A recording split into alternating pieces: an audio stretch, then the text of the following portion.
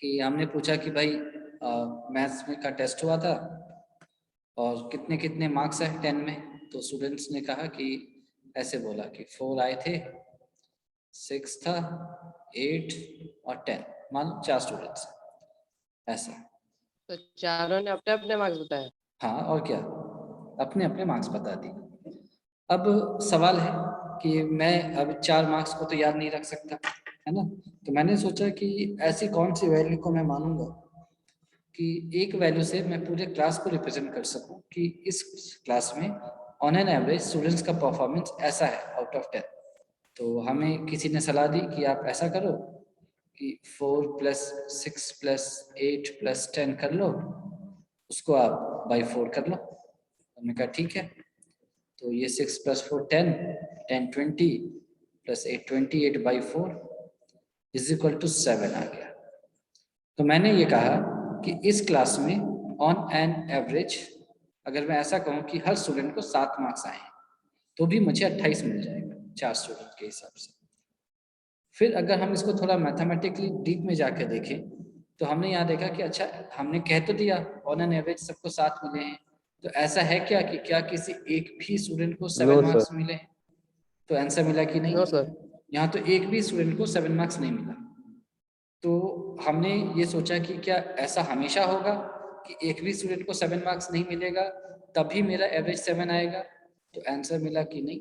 आप इसको अगर ऐसा कर देते, इस 6 में +1 कर देते और इस 8 से -1 कर देते और ये 10 और 4 एक जैसा रहने देते, तब भी ये 28 आ जाता बाई 4 और ये तब भी 7 आ जाता। तो इससे हमें एक चीज समझ में आ गई कि हमें जो 7 मिला है वो एक्चुअली में एग्जिस्ट कर भी सकता है और नहीं भी कर सकता है। अगर कर रहा है तो बहुत अच्छी बात है, नहीं कर रहा है तो भी इसका मतलब ये है कि 7 ये सिग्निफाई करता है कि जो भी मार्क्स आए होंगे वो 7 के आसपास ही रहे होंगे। ठीक है, एटलीस्ट कुछ मार्क्स तो जरूर रहे होंगे जो 7 के बिल्कुल आसपास रहे होंगे, यानी कि 7 से जस्ट कम भी मौजूद होंगे एज वेल एज 7 से जस्ट अबव भी मौजूद होंगे। वो आपको दिख भी रहा है 6 एज वेल एज 8। तो इसको हम एक तरह से कहते हैं सेंट्रल वैल्यू। Central value. तो अगर मैंने आपसे पूछा कि ये इस क्लास के चलो मार्क्स हैं मैथ्स में आउट ऑफ 10, तो मैं इन चारों मार्क्स को याद नहीं रखना चाहूँगा। मुझे एक ऐसा मार्क्स बताओ जिसको मैं इस क्लास की सेंट्रल वैल्यू की तरह ट्रीट करूँ। और आपने जो वैल्यू निकाला वो किस आधार पर निकाला? ऐसा नहीं कि कुछ भी कोई निकाल सकता है ना। अगर 4 लोगों से मैं ये पूछूं कि इस गिवन मार्क्स की सेंट्रल वैल्यू निकालो तो सबका सेम आंसर आना चाहिए। तो इसका मतलब है कि सभी ने सेम प्रोसेस फॉलो किया होगा। तो यहाँ पर हमें आंसर मिला कि जो तरीका हम अपनाएंगे दैट इज मीन। ठीक है, हम अगर मीन अपनाते हैं तो हमें एक सेंट्रल वैल्यू मिल जाएगी। यहाँ तक बात समझ में आई? Yes sir. ठीक है, यस सर। तो ये सिनारियो है। अब हमने यहाँ से थोड़ा कहते हैं ना एकदम एक कमिट करके डिसीजन लिया या कंक्लूड किया हमने। इसका मतलब है कि जब भी कभी किसी सेंट्रल वैल्यू की बात होगी हम मीन निकालेंगे। हमने ऐसा कंक्लूड किया और फिर हम आगे बढ़ते हैं कुछ अलग सिनारियो पर। तो दूसरा एक सिनारियो लेते हैं कि से in a company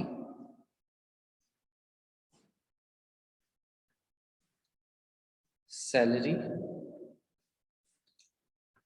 ऐसे say in a company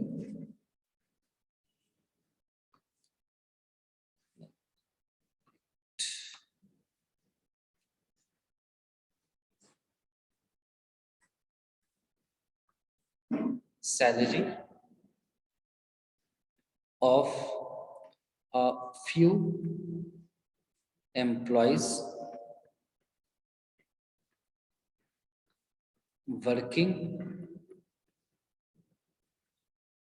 with an organization,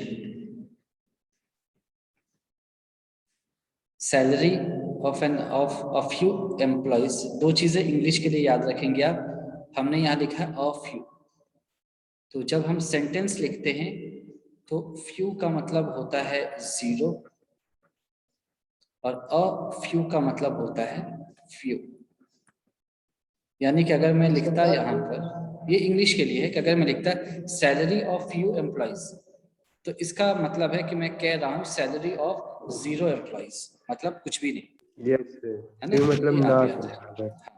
of few का मतलब 0 होता है, ऑफ फ्यू का मतलब फ्यू होता है, पहली चीज। दूसरी चीज वर्किंग विथ, है ना, तो हमेशा वर्किंग विथ ही होता है, कभी वर्किंग इन या वर्किंग एट ऐसा नहीं होता है इंग्लिश में, वर्किंग विथ होता है, इसको हम याद रखेंगे। ये तो लैंग्वेज के लिए था, मैथ्स पे आते हैं। तो salary of a few employees working with an organization is given below,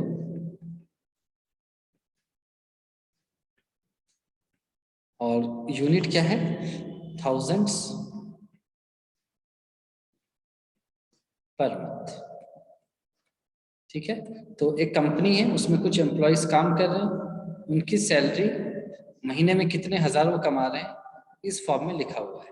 तो ऐसे दी गई है 1 1, फिर मान लो ऐसे 5 6 7 800 ऐसे। तो यहाँ पर कितने हो गए, 7 एम्प्लॉयज हो गए। तो इनकी सैलरी कैसे है, 1000 पर मंथ, दूसरे की भी 1000 पर मंथ, थर्ड की 5000 पर मंथ, फिर फोर्थ की 6000 पर मंथ, फिर 7000 per month, 8000 per month, 100,000 per month, यानी कि 1 लाख पर मंथ। ये 7 एम्प्लॉयज की सैलरी है। अब हम क्या कर रहे हैं, हम चाहते हैं कि हम भी इस कंपनी में जॉब करें, तो इस कंपनी में हम अप्लाई करना चाहते हैं। तो आप किसी भी कंपनी में, अगर वो बहुत बड़ी ऑर्गेनाइजेशन है तब तो आपको ऑलरेडी या सबको सब कुछ पता होता है।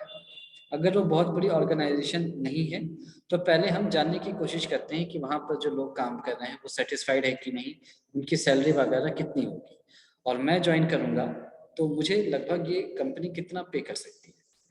तो हमने देखा कि इतनी सैलरी है, तो हमने कहा कि मुझे कितना मिलेगा। तो इसके लिए अभी हम कह के आए हैं, ऊपर पढ़ के आए हैं कि हम मीन निकाल लेते हैं, और मीन से मुझे पता चल जाता है सेंट्रल वैल्यू। सेंट्रल वैल्यू क्यों, क्योंकि हम मान के चलते हैं कि वो यूनिफॉर्म डिस्ट्रीब्यूशन है, तो ऑन एन एवरेज हर एम्प्लॉय को इतना मिल रहा होगा, तो मुझे भी उतना मिलेगा, यानी आसपास मिलेगा उसके। तो हमने मीन निकाल लिया, 1 + 1 + 5 + 6 + 7 + 8 + 100 डिवाइडेड बाई 7। तो ये हो जाएगा 1 7 7 7 21 21 + 7 28, यानी 128 डिवाइडेड बाई 7। तो ये आ जाएगा 158, यानी कि 8 टाइम्स 0.2 2 आ गया, 6 यानी कि फिर से 8 ऐसे के पर मंथ। ठीक है, तो मैंने अगर इस तरह से कैलकुलेट किया तो मुझे मिला कि मुझे 18.2, यानी अप्रॉक्सीमेटली, अगर 0.28 का कोई मतलब होता नहीं है तो इसको मैं 0.3 कर दूंगा, तो मुझे 18.30,000 पर मंथ मिलेंगे, लगभग 18,300 रुपए पर मंथ मेरी सैलरी होगी। ये मैंने इससे कैलकुलेट किया। फिर जैसा कि हमने कहा, हमने देखा कि इसका मतलब है कि 18.30, 18,500 के आसपास जो सैलरी है वो किसी न किसी एम्प्लॉय की तो जरूर रही होगी, या फिर कुछ सैलरीज होंगी जो इसके आसपास होंगी, यानी कुछ सैलरी इससे जस्ट कम होंगी और कुछ सैलरी इससे जस्ट ज्यादा होंगी। तो आपको ऐसा कुछ दिखाई दिया यहाँ पर, नो सर। है ना। आप अगर ध्यान देंगे तो आपको दिखेगा कि इससे पहले वाली जो सैलरी है ये 18.3 से काफी कम है ना, बहुत कम है इधर। Yes sir. है ना, और इसके बाद वाली सैलरी वो कहते हैं कि अचानक से बहुत हाई हो बहुत गई ज्यादा है ना, बहुत ज्यादा हाई हो गई है।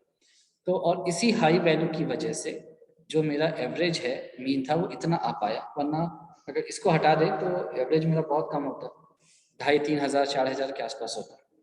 तो यहाँ पर हमें ये समझ में आ गया कि अगर हम ये मान करके जाएं कंपनी में कि मुझे भाई 18,000 रुपये तो मिलने वाले हैं, सामने वाले ने मुझे 5,000 ऑफर कर दिए, तो मुझे बहुत दुख होगा। या फिर हो सकता है सामने वाले ने मुझे 90,000 ऑफर कर दिए, तो मुझे लगेगा कि ये मजाक कर रहा है मेरे साथ। तो कुल मिलाकर के इस फिगर से, मीन से हमें एक्चुअल सिनारियो पता नहीं चलता है ना। Unable to predict the real scenario, है ना। यहाँ पर मीन फेल हो गया, ठीक है। तो फिर हम किसी और तरीके को यूज करेंगे। क्यों फेल हुआ उसको भी लिख लेते हैं। Mean fails to predict the central value because central value because of the presence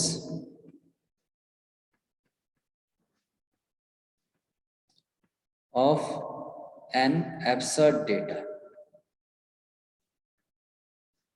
एक बहुत ही गलत या अजीब सा डेटा आ जाए तो यहाँ पर क्या है वो 100K पर मंथ, इसकी वजह से। तो जब मीन फेल हो जाता है तो सेंट्रल वैल्यू निकालने का जो अगला तरीका होता है वो होता है मीडियन, ठीक है। तो मीडियन, मीडियन काम कैसे करता है और कब काम करता है पहले उसको देखते हैं, ठीक है। तो it is used to find the central value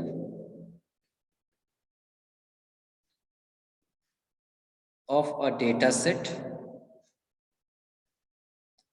It is used to find the central value of a data set when some absurd data is present। Sir absurd मतलब? एब्सर्ड का इंग्लिश में मतलब होता है गलत, पर यहाँ पे गलत नहीं है, यहाँ पर तो है अजीब मान सकते हो, आउट ऑफ द लीग, है ना, जो बिल्कुल ही अलग सा हो जाए, ठीक है।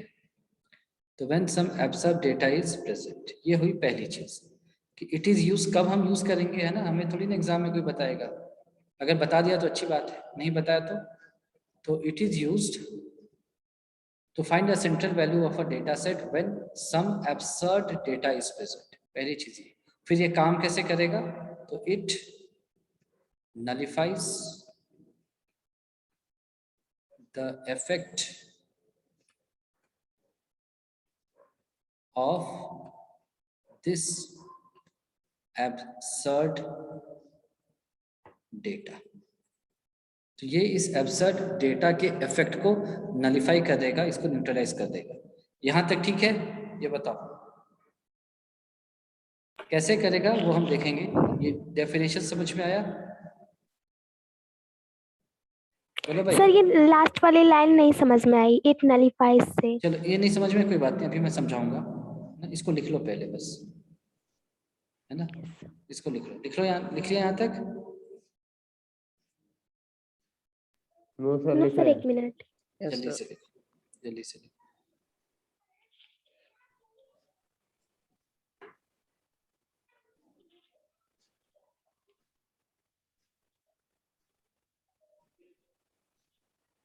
यस सर हो गया। ठीक है। नहीं सर, नहीं हुआ सर, रुक जाइए। अच्छा लिख लो।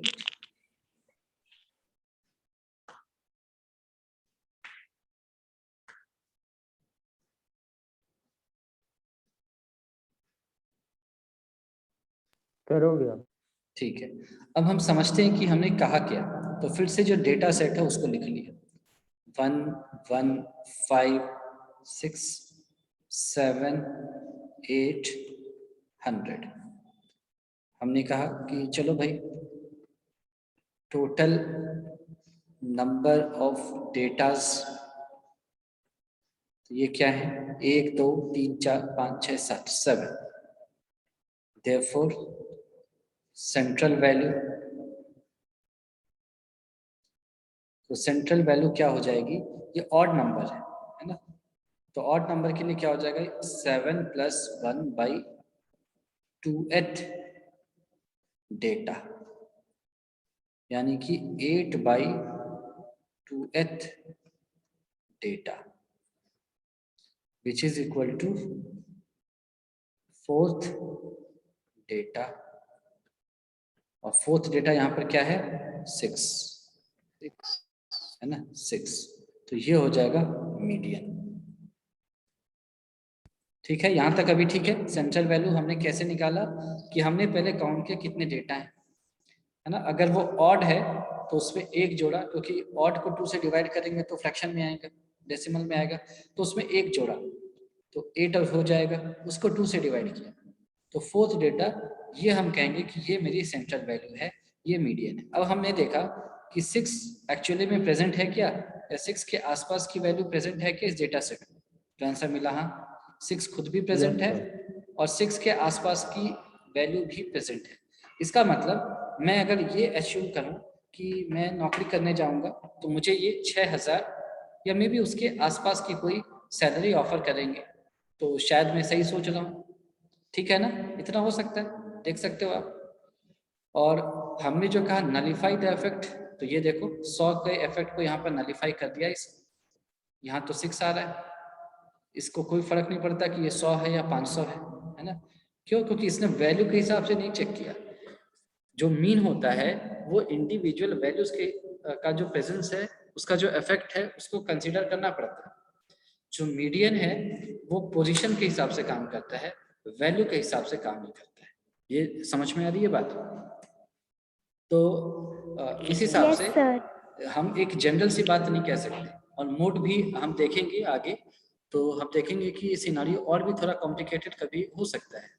इसका मतलब है कि एक जो डेटा है उससे हम सेंट्रल वैल्यू का मतलब क्या हो गया कि हम मतलब कि मान के चलें कि अगर मैं वहां पर जा रहा हूँ मुझे कितने पैसे मिलेंगे, मैं अगर एग्जाम दे रहा हूँ तो मुझे कितने मार्क्स आते, इस तरह की चीज जो हम प्रेडिक्ट करते हैं, तो वो केवल कभी कभी वैल्यूज पर डिपेंड करती है, या कभी वैल्यू पर डिपेंड करेगी तो आंसर बहुत अलग आ जाएगा, तो पोजीशन पर डिपेंड करती है।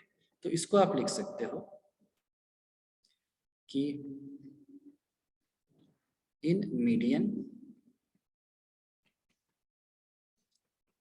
the central value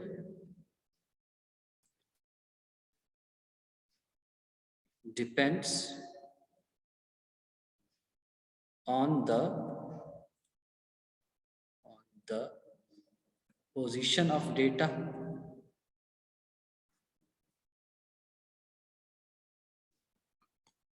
while in mean it depends on the magnitude of data।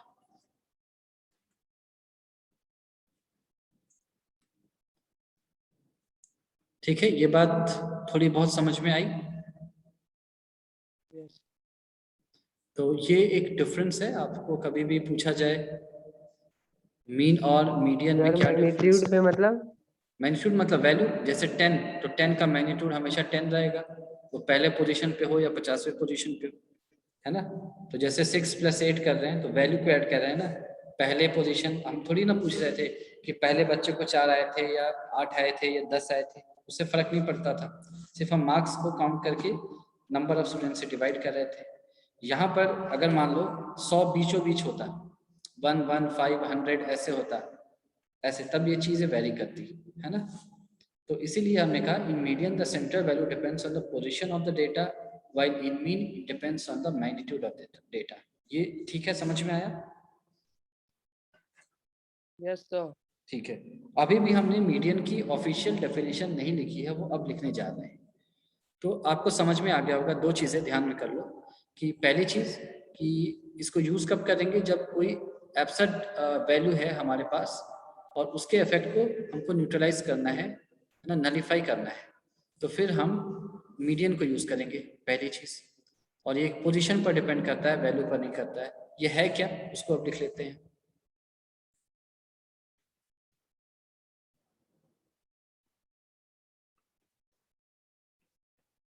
ये क्या है, इट इज या it lies at the centre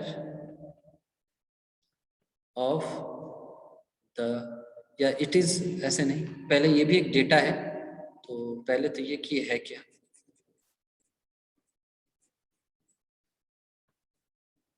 it is a data which lies at the center of a data set when the data set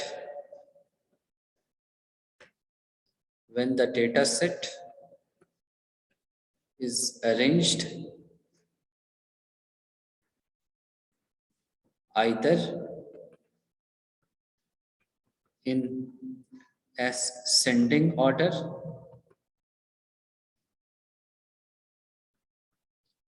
or in descending order।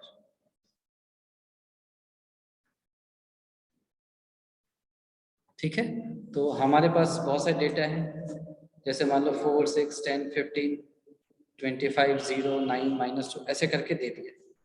इसका median कैसे निकालेंगे, तो या तो इसको हम डिसेंडिंग ऑर्डर में अरेंज करेंगे या फिर इसको हम असेंडिंग ऑर्डर में अरेंज करेंगे। ठीक है, ये बात समझ में आ गई? Yes sir. सर अगर ये वाला मीडियन का डेफिनेशन है तो इसके ऊपर जो मीडियन का डेफिनेशन नहीं था वो मीडियन का डेफिनेशन नहीं है, वो मीडियन यूज कब करेंगे वो है। हम जैसे मीडियन तो हम जान गए ना कि ये मीडियन है, पर हमें कैसे पता चलेगा कि हमें मीडियन यूज करना है? हमें तो मीन भी पता है क्या होता है, पर हमें क्वेश्चन अगर मान लो दे दिया जाए और आपसे पूछा जाए कि इसकी सेंट्रल वैल्यू निकालिए, आपको मीन नहीं बताए, मीडियन नहीं बताए, कैसे पता चलेगा कि हमें मीन निकालना है, मीन यूज करना है या मीडियन यूज करना है? इसलिए वो बताया गया। ठीक है, यस सर। ठीक है ना। तो कुल मिला के सेंट्रल वैल्यू अरेंज करना उसको इंक्रीजिंग या डिक्रीजिंग ऑर्डर में, ये होगी एक बात। ठीक है, आगे हम मीडियन निकाल कैसे रहे हैं, तो फॉर टाइप 1 एंड टाइप 2, अगर टाइप 1 या टाइप 2 के क्वेश्चन आ जाएं, यानी आपको डेटा दिया हो या केवल सिंगल क्लास वैल्यू दे रखी है, तो for type 1 and type 2 find n, n क्या है, that is number of observations. Observations मतलब कि डेटास, ठीक है, नंबर ऑफ ऑब्जर्वेशन। तो n हमने फाइंड कर लिया, अब n क्या हो सकता है, तो या तो वो ऑड हो सकता है या फिर वो इवन हो सकता है, यही दो चीज हो। तो अगर n ऑड है तो मीडियन क्या होगा फिर, n + 1/2th डेटा। ध्यान देना क्या है ये, n + 1/2th डेटा। और अगर आपका ये इवन है तो मीडियन क्या होगा, n/2th data. n/2th data plus n/2 + 1th data whole by 2। Arithmetic mean of n/2th data plus n/2 + 1th data whole divided by 2। क्यों ऐसा है, क्योंकि अगर मैं आपसे कहूं कि मेरे पास 1 है, 2 है, 3 है, 4 है, 5 है, 6 है, 7 है, 8 है, मान लो 8 डेटा हैं, तो 8 है।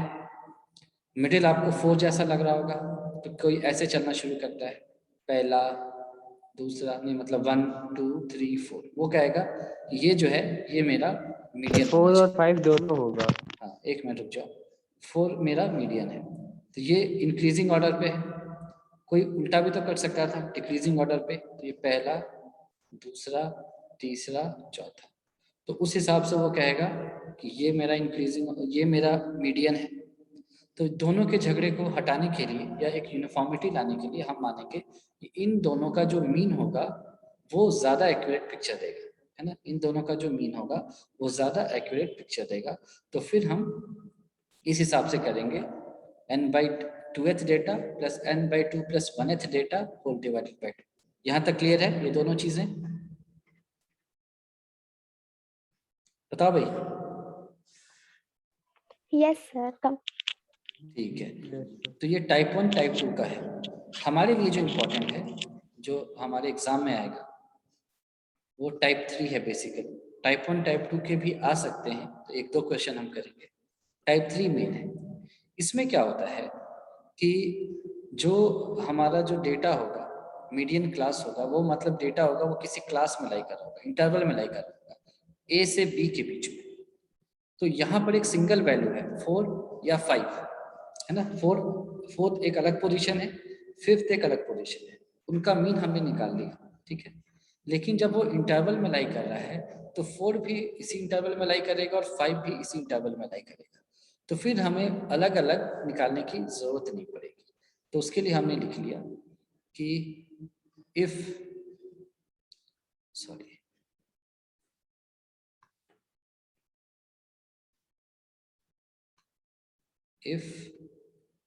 number of observations is equal to n, then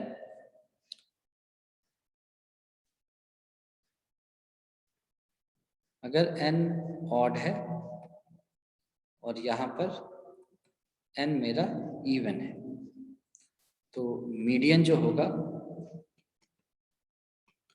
ये हो जाएगा सेम जो सा पहले था n+1/2th डेटा, यानी कि कोई दिक्कत ही नहीं आती, ऑड में कोई दिक्कत ही नहीं है। और यहाँ पर मीडियन हो जाएगा n/2th डेटा। तो ज्यादा दिमाग लगाने की जरूरत ही नहीं है ना। वो अपने आप अगर ऑड आएगा तो आपको खुद ही समझ में आ जाएगा, फ्रैक्शन में तो आ नहीं सकता, क्योंकि फ्रैक्शन वाला पोजीशन में तो कोई है ही नहीं। जैसे मैं कहूँ 7 है n, तो 7/2 क्या होता है 3.5, तो 3.5 पोजीशन पे कौन सा डेटा है, कुछ भी नहीं होगा। तो जाहिर सी बात है 3.5 का मतलब 3 क्रॉस कर चुके हैं, तो अगला डेटा 4th पोजीशन पे होगा। तो ऑड में तो कोई दिक्कत ही नहीं है। इवन में क्या है, जो भी नंबर आए, जैसे 8, तो 8/2 कर दिया, 4th डेटा की बात करेंगे बस, ठीक है। ऐसा क्यों? क्योंकि यहाँ पर इंटरवल में है, तो सभी एक ही इंटरवल में लाई करेंगे, तो फिर अलग अलग निकालने की जरूरत नहीं पड़ेगी। तो यहाँ तक समझ में आ गया? ये बताओ सर। हाँ बोलो। सर अभी जो ये आप इसका फॉर्मूला जो लिखे हैं मीडियन का जब इवन रहेगा, तो सर ऊपर में तो लिखे n/2 डेटा प्लस तो n/2 + 1, अभी तक मैं वही समझा तो रहा था सर दोनों में से, तो ये सर दोनों में टाइप से 1 कौन सा टाइप अप्लाई 2, करेंगे? ये टाइप 1 टाइप 2 लिखवाया गया है ना, और ये टाइप 3 लिखवाया गया है, तो ये इंटरवल्स में आएगा। तो जब इंटरवल्स में आएगा, जैसे कि 10 to 20, 20 to 30 ऐसे करके, जो हम मीन में पढ़ रहे थे ना, तो हम ये करेंगे। सर। और जब वो सिंगल वैल्यूज आएंगे तब हम ये करते हैं। Yes sir. ठीक है, क्यों ऐसा करें? यस क्योंकि सर। 10 से 20 के बीच में वो सारे डेटा तो एक ही इंटरवल में है, तो उसके लिए अलग से करने की जरूरत नहीं पड़ेगी। तो ठीक है, तो अब हम सर इसका इसमें n जो होगा मीन होगा? नहीं भाई, मैं मीन की बात ही नहीं कर रहा, तुम ये नंबर ऑफ ऑब्जर्वेशन है। तुम लोग क्यों नहीं पढ़ते हो, मुझे समझ नहीं आ रहा। क्लियरली मेंशन है, सारी चीजें मैं क्लियरली लिख रहा हूँ, नंबर ऑफ ऑब्जर्वेशन। और ऑब्जर्वेशन का मतलब होता है डेटा, पहला दूसरा चौथा पांचवा वो, ठीक है। जब हम सर मीडियन की मतलब बात जैसे कि करेंगे, सुनो ये सुनो बोलो नहीं, इंटरवल सुनो वाला है। सुनो अभी बस, बोलो नहीं कुछ। जब हम मीडियन की बात कर रहे हैं तो हमारे को मीन से कोई लेना देना नहीं है, मीन काम में नहीं आया इसीलिए हम मीडियन पर आए हैं, ठीक है। तो हमने सिंपल सी चीज बताई, n नंबर ऑफ ऑब्जर्वेशन और मीडियन n+1/2th डेटा या n/2th डेटा। तो सिर्फ इतना याद रखना है, इसके अलावा कुछ भी याद रखने की जरूरत नहीं है। इसका फॉर्मूला होता है, वो फॉर्मूला कहाँ से आया उसका डेरिवेशन हम नेक्स्ट क्लास में एक क्वेश्चन के बेसिस पे करेंगे, ठीक है, ताकि आपको वो याद रखने की जरूरत नहीं पड़े, वो भी बहुत लॉजिकल है। तो केवल